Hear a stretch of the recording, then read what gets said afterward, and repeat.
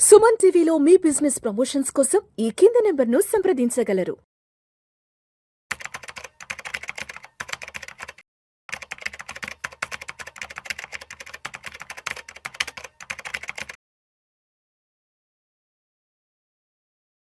ప్రేక్షకులకి మీ రామచంద్రమూర్తి నమస్కారాలు.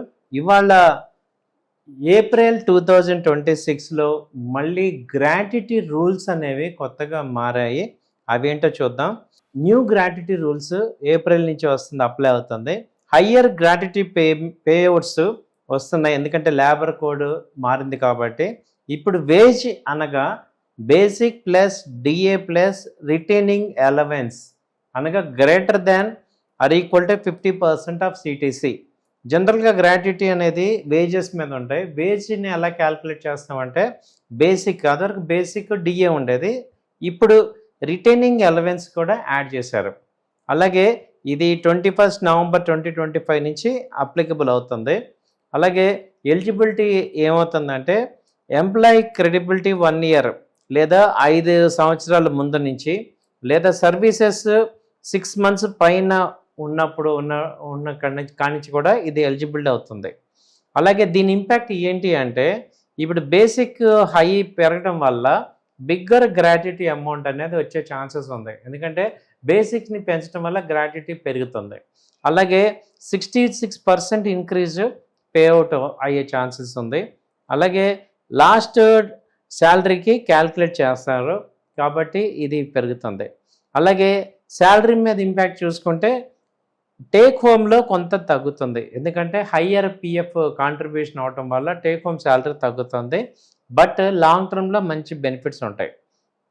అలాగే బోనస్ని పిఎఫ్ని ఎలా యాడ్ చేసుకుంటాం. బోనస్ ఇంక్రీజ్ అవుతుంది, ఎందుకంటే వేజ్ పెరగడం వల్ల బోనస్ కూడా పెరుగుతుంది. కాబట్టి ఎంప్లాయీ ఎక్కువ ప్రొవిజన్స్ ఉంటాయి, లయబిలిటీ పర్ ఎక్కువ ఉంటాయి. అలాగే షార్ట్ టర్మ్లో ఏంటంటే శాలరీ తగ్గచ్చు, బట్ లాంగ్ టర్మ్లో మంచి బెనిఫిట్స్ ఉంటాయి.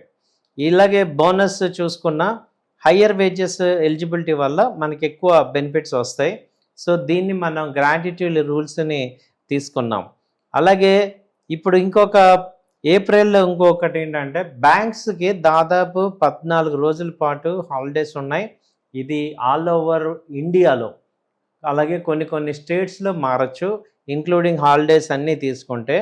ఇప్పుడు మనం చూసుకుంటే బ్యాంకింగ్ కాబట్టి ఏంటంటే బ్యాంకింగ్ ట్రాన్సాక్షన్స్ హెవీగా చేసే వాళ్ళందరికీ ఇది ఒక రిమైండర్ లాగా చూస్ చేసుకోండి.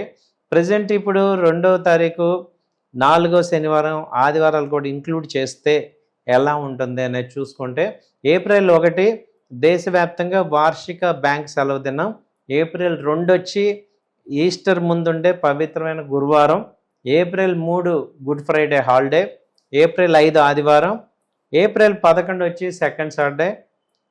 April 14 doctor BR Ambedkar Jayanti. 15 Bengal new year. 16 Bohag Bihu holiday. అలాగే 19 ఆదివారం. ఏప్రిల్ 20 మళ్ళీ అక్షయ తృతీయ. ఏప్రిల్ 21 గరియా పూజ త్రిపురలో. అలాగే ఏప్రిల్ 25 4వ శనివారం. ఏప్రిల్ 26 వచ్చి ఆదివారం. కాబట్టి టోటల్గా బ్యాంకు పనులు అన్నీ కూడా ముందే ప్లాన్ చేసుకోవటం అనేది బెటర్ అనేది చెప్తున్నారు. సో ఇదండి. కాబట్టి బ్యాంక్ హాలిడేస్ని అలాగే మీ గ్రాట్యుటీని రెండింటిని కూడా చెక్ చేసుకోండి. థ్యాంక్ యూ అండి. నమస్తే.